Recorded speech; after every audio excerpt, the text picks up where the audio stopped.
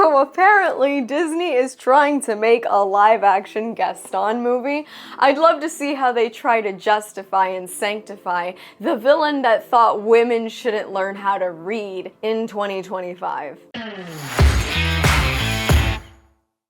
Hey y'all, SnarkyJay cosplay here. So in this week's news, which feels like it's getting grimmer and grimmer by the moment, I'd like to highlight something incredibly stupid that Disney did. Apparently, they are planning to make a live-action film focused on another villain, and this time, it's Gaston.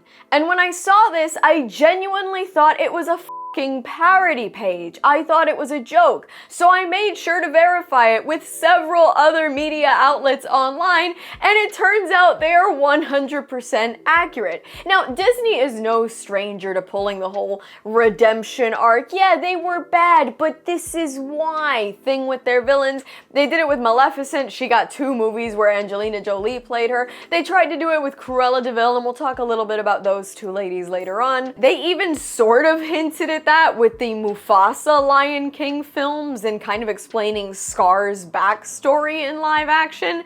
But this one really takes the cake, because when we think about Gaston, and we're gonna dig all the way deeper into this, but Gaston's entire thing is that he's a raging misogynist and an outright lunatic, and really just a prick. So I really don't know how they're gonna try and justify this one, because Disney's never just gonna make a villain movie, right? They have to try and justify it somehow. That's what they did with the other ones. I don't know how they're supposed to look in the face of today's society and make a movie about a guy who says shit like this. It's not right for a woman to read. Soon she starts getting ideas and thinking. What trips me out about this news is that making a live-action Gaston film is not only entirely unnecessary, it also does a brilliant job of painting a picture and exposing how completely broken Disney's creative decision-making has become. It's the most wonderful time of the year and also the most stressful. And amongst all that drama, do you really want to have to worry about your online security? Leave it all in the very capable hands of today's sponsor, NordVPN. NordVPN works hard to protect you from online threats, censorship, and surveillance. Right now, you can get an exclusive NordVPN deal plus 4 months extra at nordvpn.com/snarkyj. And you can get it totally risk-free with a 30-day money-back guarantee. All this month, I've spent time trying to find the perfect gifts, trying to find recipes that I can actually prepare for a Christmas dinner with my family, testing all those recipes while at risk of burning down our kitchen. And amongst all those risks, I don't want to have to worry about my online data being protected. NordVPN's Threat Protection Pro does all of that for me. It guards my every click by checking file downloads for malware, blocking phishing links, and even taking down those ever annoying pop-up ads. NordVPN's Threat Protection Pro even stops hundreds of web trackers so I can scroll safely and privately. With 24/7 customer support and protection on up to 10 devices, NordVPN is the one you want at your holiday dinner table this month. So enjoy the season and take advantage of this exclusive NordVPN deal plus 4 months extra at nordvpn.com/snarkyj. Try it totally risk-free with a 30-day money-back guarantee.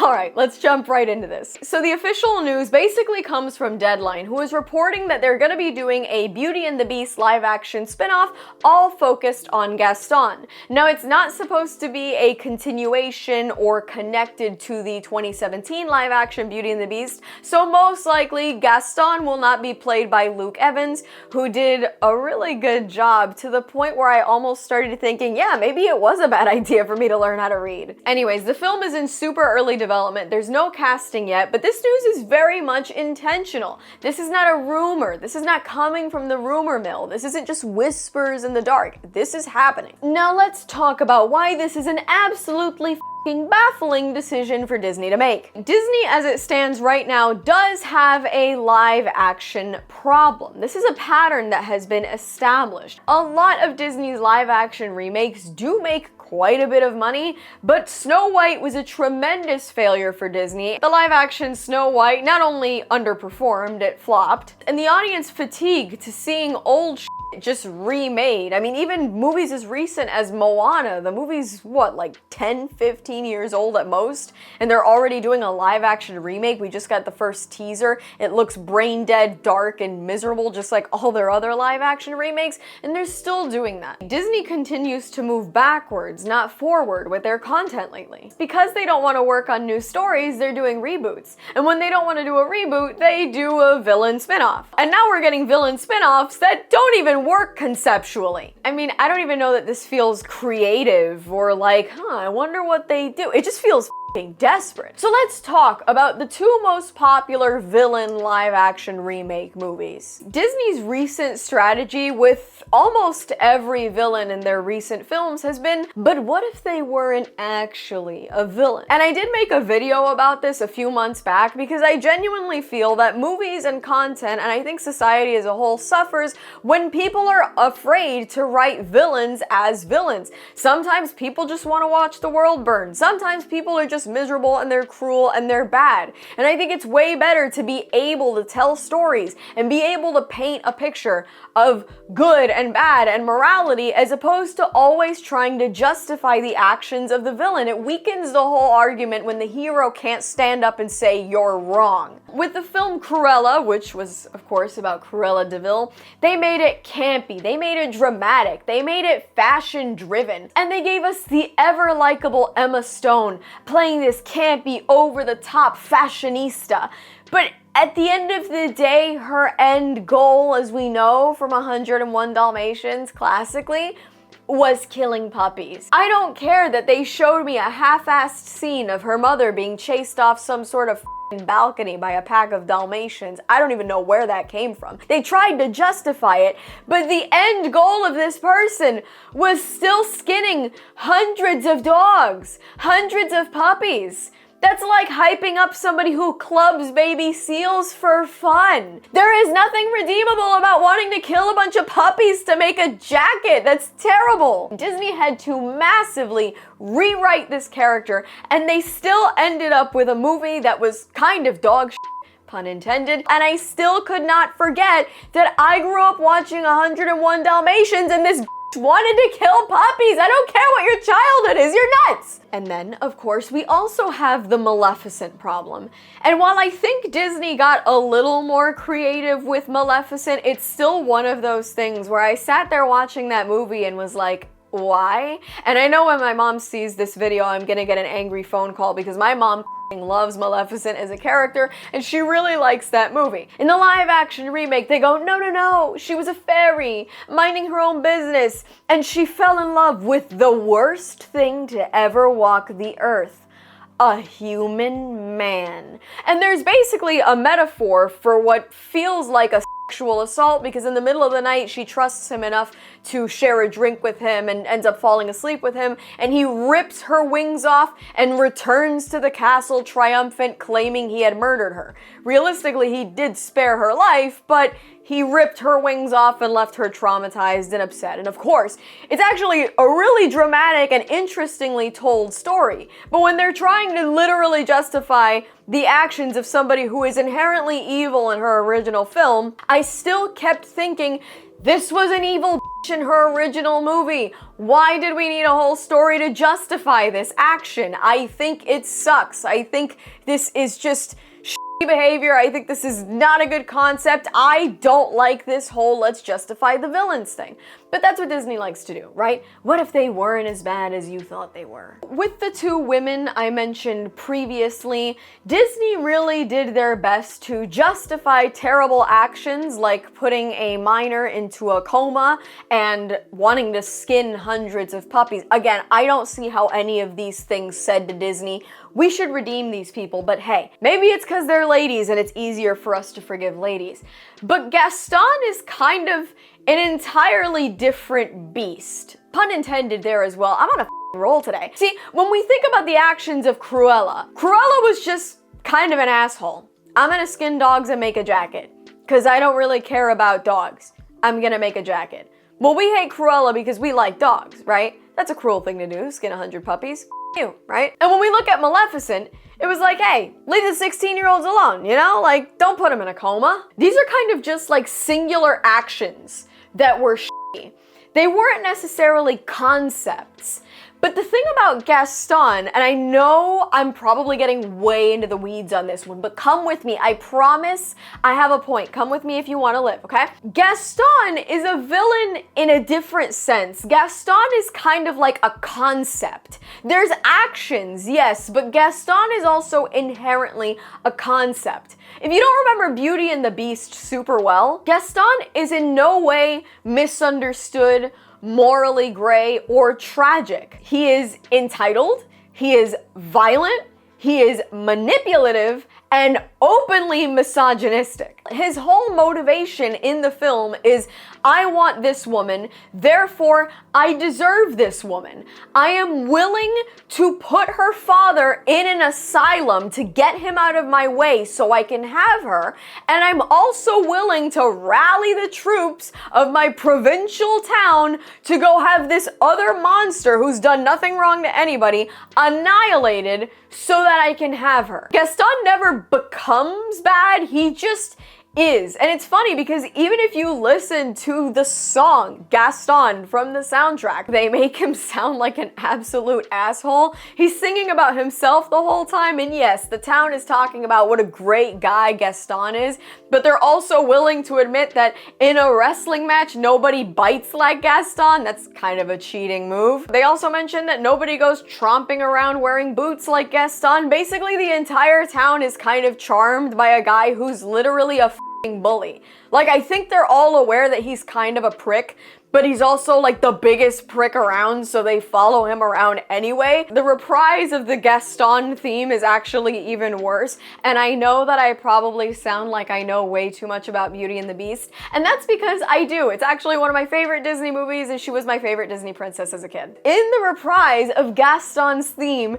there's literally a line where his best friend sings, "No one plots like Gaston, takes cheap shots like Gaston, plans to persecute harmless crackpots like Gaston." Everybody knows this guy f***ing sucks. His own theme songs are basically like, what a f***ing asshole this guy is, right? How is Disney supposed to make this guy sound like a good guy? I mean, really, Disney is basically worse than I've been in like 99% of my past relationships, which is the whole, how can I fix him thing. Disney has been doing that with other villains semi-successfully. Let me tell you right now, Disney, you can't fix a man like Gaston. I know, I've tried. If Disney goes through with this, they have a real challenge on their hands, because a guy like Gaston isn't quite as easily fixed as Maleficent or Cruella, if you can call what they did fixing. How do we justify the existence of a man like Gaston? How do we justify, in 2026, because we're about to finish 2025, I misspoke at the beginning of this video, how do we justify a man who persecutes harmless old men, is basically a raging misogynist, doesn't think women should read, thinks he deserves things just because he's the biggest guy in town. He's a f***ing bully. This guy sucks. This morality question of how do we make Gaston an interesting and maybe even redeemable villain is a narrative dead end that Disney is somehow going to have to face. I mean, what do? Do they soften the guy up and make him different than the absolute f***ing Chad we had to deal with in the original Beauty and the Beast? Do they try and blame society for breeding a man that behaves and thinks that way? Do they take the worst possible path and make some situation where Belle was at one point mean to him? I mean, she spends the entire movie rejecting him, but she's really polite and careful about it, probably because she's a little afraid of the guy. And, I mean, what do? Just have her be awful so he's somehow justified? Spoiler alert, every single one of these options is bad. Softening the guy who basically prides himself as being a man's man essentially erases the entire character and diminishes his purpose in the story. Justifying his actions or his personality or his thoughts, his words, anything he does in any way essentially excuses misogyny, and if they try and reframe Belle's character as somehow the villain in his story, essentially they reframe the victim situation here into something that's gonna cause really uncomfortable conversations societally. At best, they rewrite him into somebody completely different.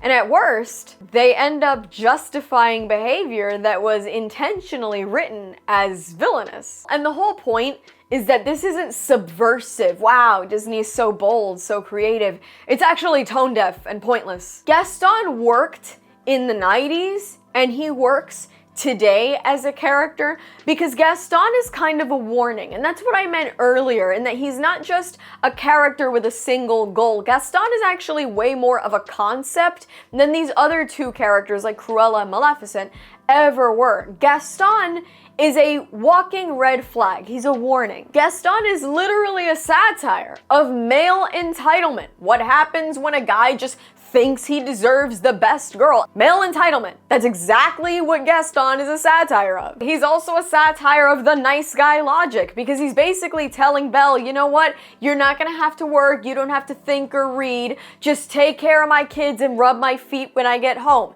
He thinks he's the nice guy here compared to the Beast, but really he's actually much worse than the Beast, who put her up in a really nice castle, had tons of money, and eventually bent to her every whim. And Gaston is also a big warning of the whole topic of ego without empathy. We see a lot of our heroes reflected today, both men and women, that are kind of egotistical, right? We have a character like Tony Stark, for instance. Yeah, he's egotistical, but he also has a load of empathy, and that's what makes him interesting. That's what makes him a character worth admiring. Gaston is ego without empathy. He thinks all these great things about himself. He absolutely rocks. Everybody in town loves him, and he has zero empathy for anybody around him, which means he's the absolute worst. Gaston is proof that not every villain needs a hug, needs a backstory, or needs a movie. The bigger problem at hand here is that Disney doesn't know when to stop, and they are doing essentially irreparable damage to the brand. Disney's brand used to mean timeless stories and clear moral arcs. I mean, if you watch anything from Cars to Hercules, Disney to Pixar, whatever, across the board, their stories told morals, and children could walk away with lessons, the thing kids, I think, always got from storybooks. And these classics were classics. They were timeless. I mean, Hercules came out in the 90s, so did Beauty and the Beast and Aladdin, and I grew up watching them. And to this day, I'm not gonna lie, I watch all those movies probably on like a monthly basis. I know all the songs and I put them on while I clean up around the house. I hate to admit it. I know a lot of you guys are changing your opinions about me as I speak, but I've always said I'm gonna be honest with you. I think Disney was so timeless and so precious and is so near and dear to my heart that when I listen to things like this, I'm like, what the are they doing to this brand? Disney now stands for basically IP mining, decisions that are entirely algorithm driven and basically putting out content for the sake of putting out content. There's no real heart or soul behind it. There's no lesson to be learned. They're just throwing at the wall and seeing what sticks. And then when it doesn't stick, they call you a misogynist, racist, phobe, whatever. You're an istaphobe, and it doesn't matter to them who they offend. Disney actively trying to greenlight a Gaston live-action film is not expanding the greater Beauty and the Beast universe.